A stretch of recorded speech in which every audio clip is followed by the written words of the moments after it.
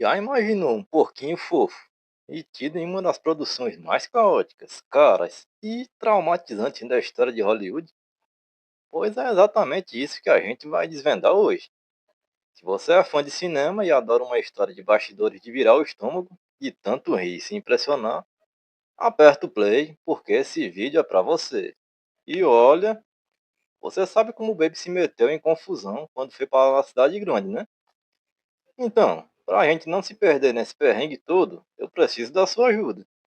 Se você quer continuar acompanhando essas curiosidades, dá aquele like, porque assim como o bebê aprendeu por lá, um gesto pequeno pode fazer toda a diferença. E o seu like é o que mantém esse canal vivo e cheio de histórias. Bora lá? Porque a aventura de Baby, o porquinho atrapalhado na cidade, é muito mais louca do que você imagina. Bom, e para quem acompanha o canal, sabe que o primeiro vídeo, quer dizer, o vídeo do primeiro filme está aqui, né? Para quem não sabe, então, é só procurar na playlist que vai estar junto com esse aqui. Ok? Agora sim, bora lá.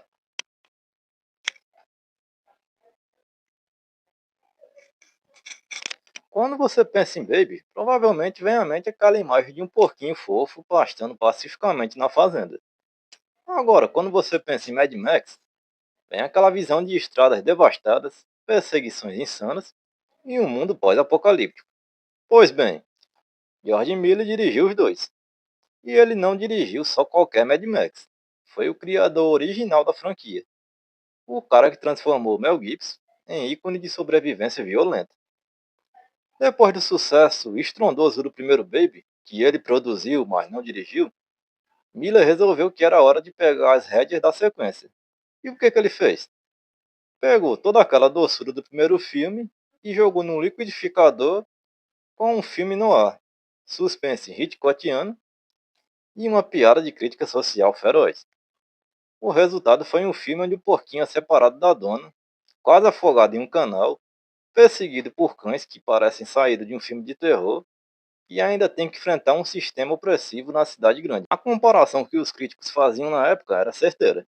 É como se o diretor de Estrada da Fúria tivesse esquecido completamente que estava fazendo um filme para crianças. Ou melhor, ele não esqueceu. Ele só decidiu que as crianças mereciam uma lição de mundo sem filtros. Miller queria mostrar que a vida na cidade não era um conto de fadas. E ele fez isso com uma coragem narrativa que até hoje deixa cineastas boquiabertos.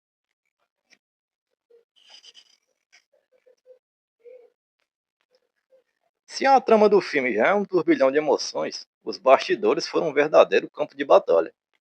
George Miller, famoso por seu perfeccionismo, decidiu que não ia usar CGI em massa. Ele queria animais reais, treinados para executar ações complexas. Isso significou contratar uma equipe de treinadores que trabalhou com mais de 700 animais ao longo da produção. Tínhamos porcos, cães, gatos, ratos, pássaros, coelhos, um verdadeiro exército peludo. Com tanto atores não humanos, o cronograma virou um pesadelo logístico. Cada cena que envolvia vários animais exigia horas, às vezes dias de preparação. As filmagens atrasaram tanto que semanas antes da data de estreia, George Miller ainda estava na sala de edição, montando o filme freneticamente. Os executivos da Universal Pictures, já com o cheque na mão, enviaram um recado direto. Ele tinha dias, não semanas, para entregar a cópia final. A tensão era tão alta que alguns relatos dizem que Miller mal dormia, vivendo de café e determinação. Aí veio a reunião que entrou para a história. Quando os chefões do estúdio finalmente assistiram ao corte preliminar, o silêncio na sala foi ensurdecedor. Eles esperavam a continuação leve e encantadora do primeiro filme. Em vez disso, viram um porquinho em meio a cenas de violência urbana, prisão e uma atmosfera opressiva que lembrava mais um drama adulto. O pânico foi geral. O estúdio chegou a cancelar a pré-estreia de Caridade, que estava marcada para poucos dias antes do lançamento, com a desculpa de que o filme ainda não estava tecnicamente pronto. Nos bastidores todos sabiam a verdade. Estavam com medo do que o público ia pensar.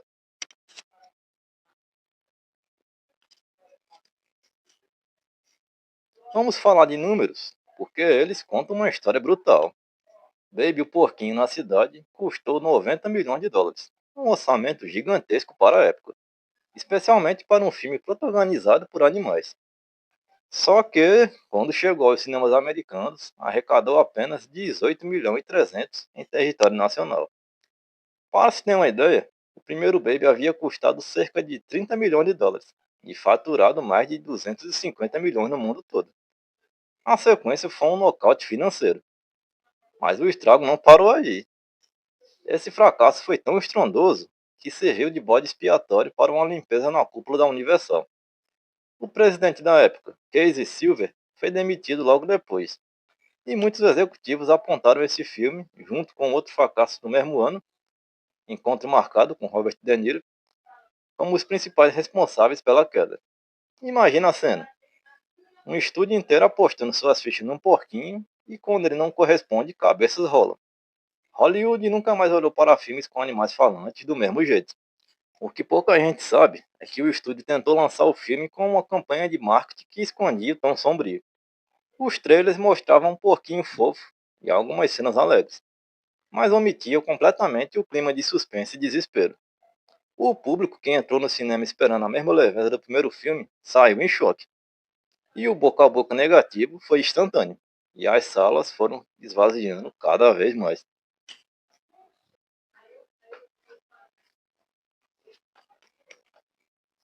A grande aposta de George Miller era a seguinte: as crianças que amaram o primeiro Baby em 95 agora tinham entre 8 e 12 anos. Estavam prontas para algo mais maduro, e ele queria fazer um filme que falasse sobre temas como abandono, exploração urbana e perda. Só que ele foi longe demais. O resultado foi um filme que muitos pais consideraram inapropriado para os pequenos. Baby passa por situações que fariam qualquer adulto ficar com o coração na mão. Ele é arrancado da sua dona, confundido com um porco de rua, quase se afoga num canal sujo, é perseguido por uma matilha de cães com um olhar assassino e ainda por cima acaba preso numa espécie de cela. Tudo isso ao som de uma trilha sonora que alterna momentos de ternura com temas de suspense dignos de Hitchcock. E olha que isso é só a versão que foi para os cinemas, porque o material original era ainda mais pesado. De acordo com os registros da produção e entrevista da equipe, várias cenas foram cortadas ou reduzidas para que o filme conseguisse uma classificação indicativa mais amena. Entre as cenas que ficaram no chão da sala de edição estavam a morte explícita do Arthur Hoggett, o dono do Baby. No roteiro original, ele caía no poço e ficava preso, mas na versão filmada mostrava seus gritos de agonia enquanto a água subia. A cena foi encurtada, mas ainda ficou forte demais. Também tivemos uma sequência na cadeia, onde a patroa do Baby, a Esme, passava por uma revista invasiva. Dá para ouvir o estalo de uma luva de borracha sendo colocada. O som foi mantido, mas a imagem foi cortada. Também tinha uma cena que mostrava coelhos fumando cigarros e gatos sendo usados como cobaias em um laboratório de teste de cosméticos. Essa sequência foi quase inteiramente removida, restando apenas alguns segundos confusos no corte final. E mesmo depois de todos esses cortes, o filme ainda mantinha uma carga emocional intensa.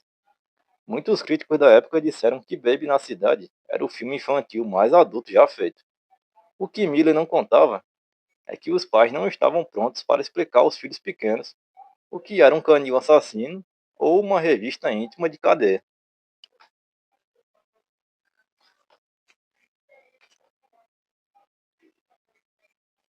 Para fechar com chave de ouro, vamos aos detalhes que fazem qualquer cinéfilo arregalar os olhos. Erro de elenco ou liberdade poética? Durante o filme, os cães vilões são chamados repetidamente de pitbulls. Só que, se você prestar atenção, vai perceber que os cães que aparecem na tela são na verdade bull terriers, aqueles de focinho comprido e cara de tubarão, famosos por serem a mascote da Target. Os dois têm temperamentos e históricos bem diferentes, mas o filme simplesmente ignorou essa diferença. Também tivemos mudança de voz que pouca gente notou. No primeiro, no primeiro Baby, foi mal galera, a voz do porquinho era da atriz Christine Cavanagh, que também dublava o querido Gizmo em Os Gremlins e o Chuck em Rugrats.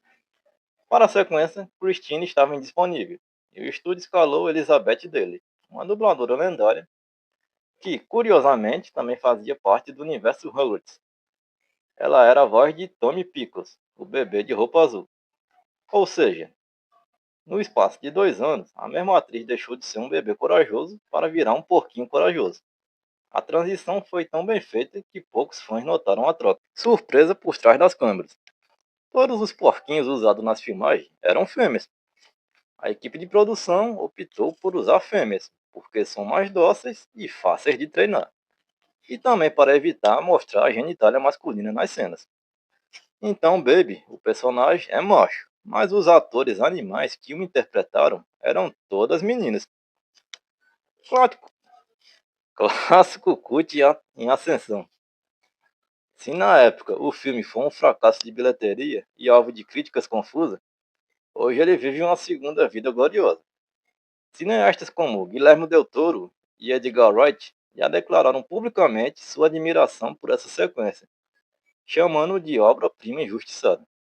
O que antes era visto como tom inconsistente, agora é celebrado como ousadia narrativa.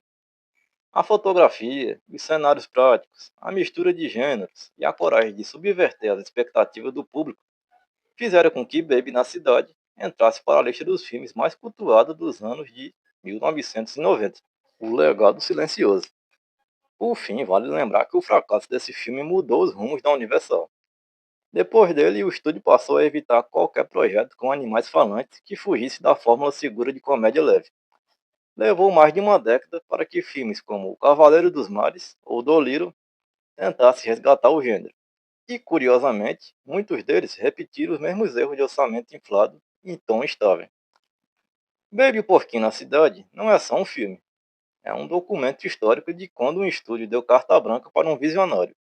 E o resultado foi tão à frente do seu tempo que o público não conseguiu acompanhar. Ou você ama essa obra-prima do caos, ou você acha que é o filme mais assustador já feito. Não tem meio termo. Agora me conta, depois de todos esses detalhes, você vai dar uma nova chance a esse porquinho? Bom, galera, esse é o nosso vídeo de hoje. Baby, um porquinho atrapalhado na cidade. Espero que tenham curtido. Como já falei no início, o vídeo do primeiro filme já está aqui. Os dois estarão na playlist do Baby. É só vocês procurar, certo? E pra galera que curte o porquinho, curte uma sessão da tarde, dá aquele like ali e se puder se inscreva, ok? Agora estou indo nessa. Um grande abraço do seu amigo Danny Boy e até a próxima. Valeu!